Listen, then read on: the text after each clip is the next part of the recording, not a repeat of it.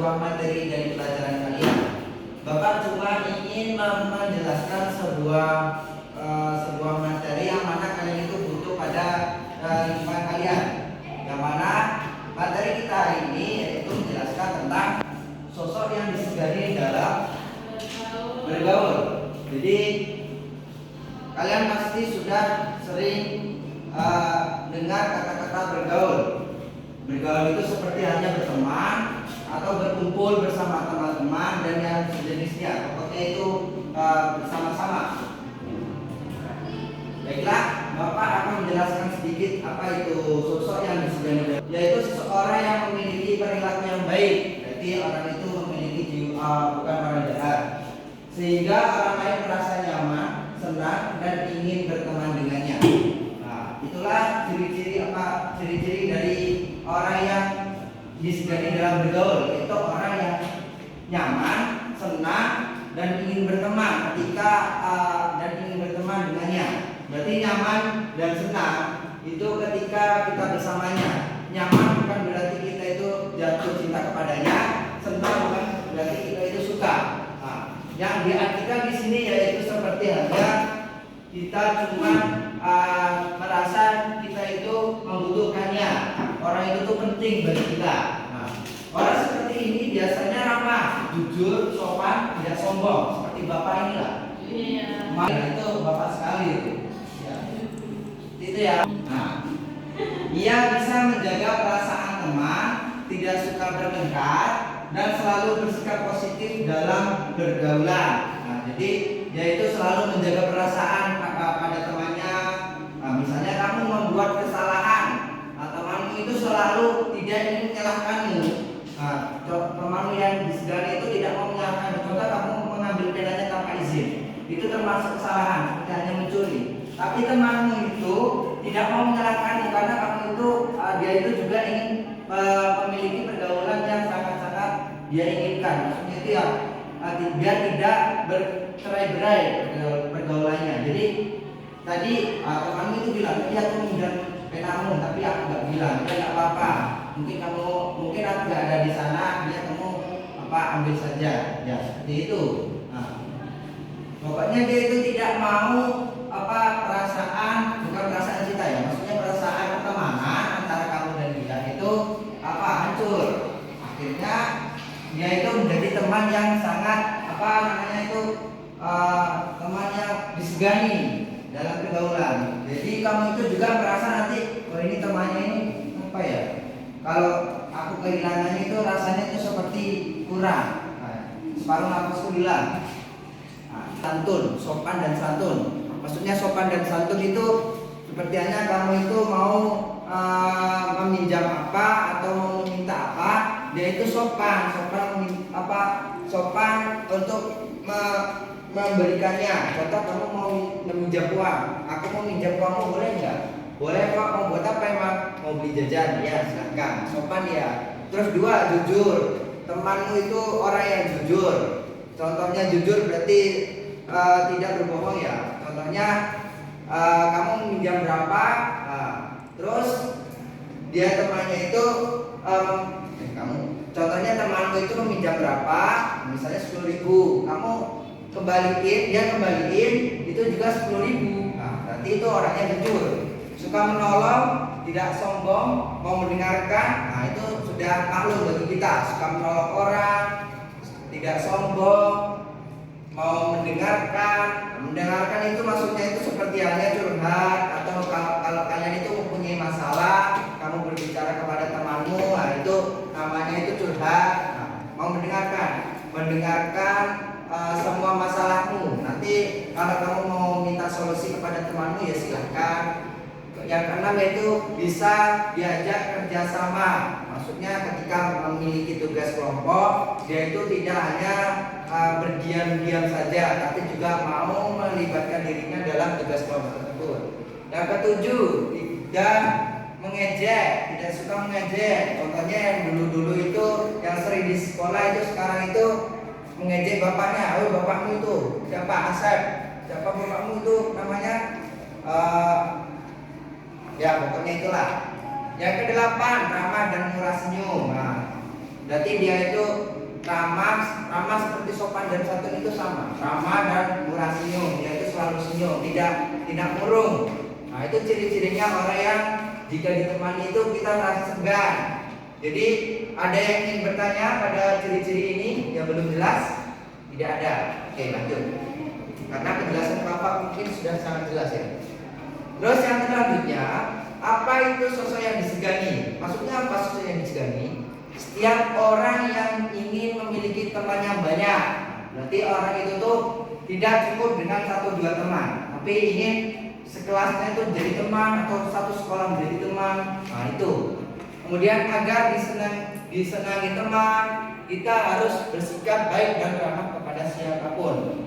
Intinya, kalau kamu mau disenangi atau disegani sama teman, bersikapnya itu jangan sombong, jangan sering berbohong, dan jangan keras kepala.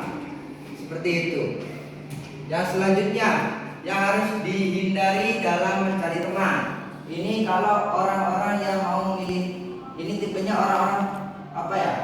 Dalam berteman itu pilih-pilih. Jangan asal berteman, nanti itu dampaknya pada diri kita. Yang pertama, teman yang suka berbohong. Contohnya yang kayak tadi, dia meminjam sesuatu tapi tidak dikembalikan. Akhirnya dia tidak pinjam apa-apa, itu berbohong. Itu merugikan diri sendiri bagi kita. Makanya memilih teman itu harus pilih-pilih. Terus yang kedua, pilih-pilih maksudnya ya jangan jangan kalau dia itu nakal jangan langsung kita nggak temani, tapi kita boleh berteman dengannya, tapi jangan sampai kita terbawa arus dari sikapnya itu. Bencilah sifatnya, jangan orangnya. Karena yang membuat orang itu rusak itu sikapnya. Orangnya itu sama saja, semuanya itu sama, tapi sikapnya salah. Yang kedua, teman yang suka mengejek atau membuli. Itu bahasanya itu merundung. Itulah. Yang kedua ini maksudnya tidak suka mengejek fisik, baik dia itu mempunyai kekurangan atau mengejek bapak kita, nama bapak kita, Budi. Itu sering itu. Atau membuli, gara-gara kita mempunyai kekurangan, akhirnya kita terbuli. Yang ketiga, teman yang malas belajar, mempunyai kerja kelompok, dia itu tidak mau mencari jawaban atau mau masuk dalam kegiatan kelompok.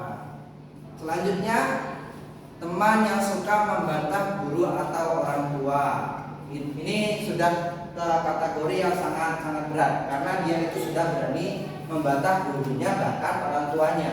Itu jangan sampai kita terbawa arus kepada sikapnya itu. Gak apa-apa kita temenan itu kita yang membawa dampak kepada mereka, jangan mereka yang membawa dampak kepada kita.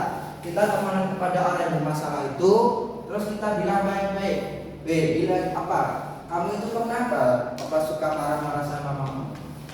Padahal itu orang tuamu itu yang selalu mengasuh kamu.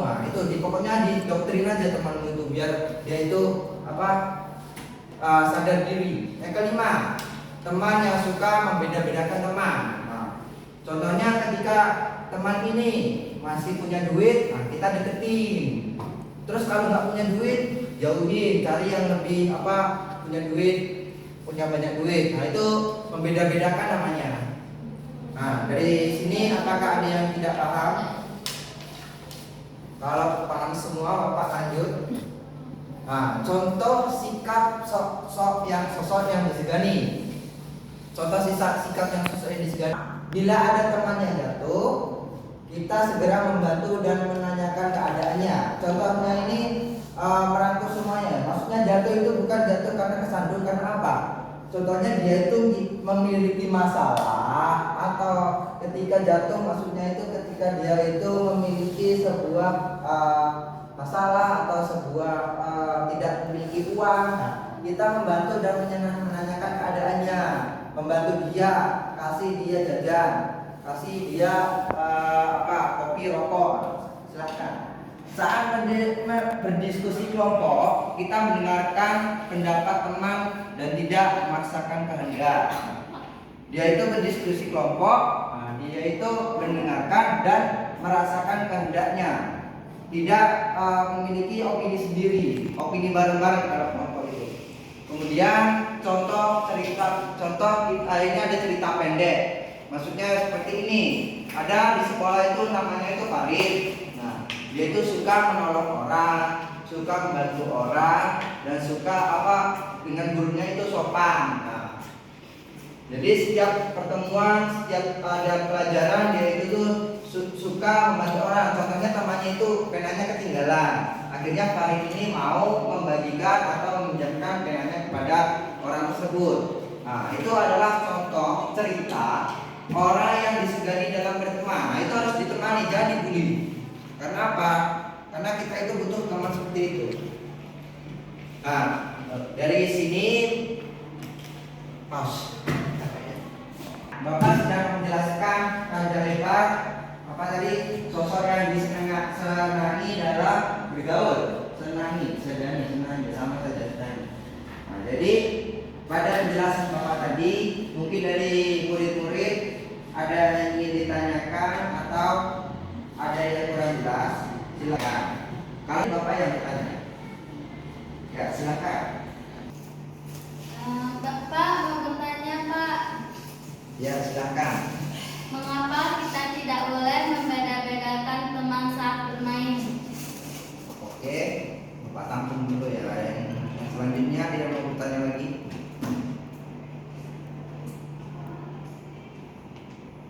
Kamu ini kan?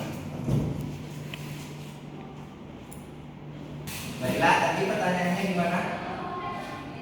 Kenapa kita tidak boleh membeda-bedakan teman saat bermain?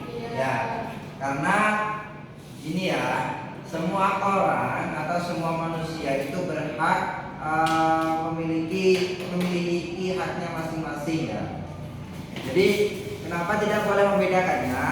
Karena itu bisa membuatnya merasa tersakiti atau menyakitinya, itulah.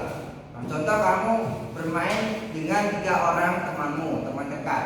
Nah, ada 1 orang itu tidak ikut bermain.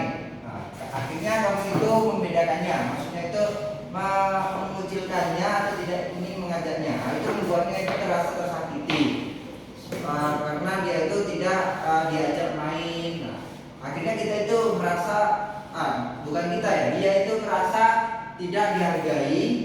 Nah, akhirnya membuat mentalnya down atau mentalnya rusak. Nah, itu berbahaya begini. Jadi itu dampaknya itu bukan hanya kepada kita.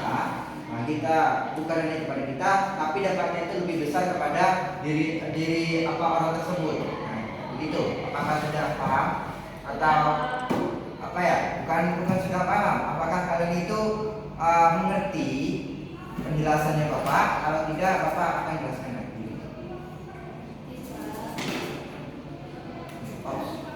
Karena jamnya sudah menunjukkan waktu istirahat, kita akhiri pertemuan pada pagi hari ini dengan ucapan hamdalah bersama-sama.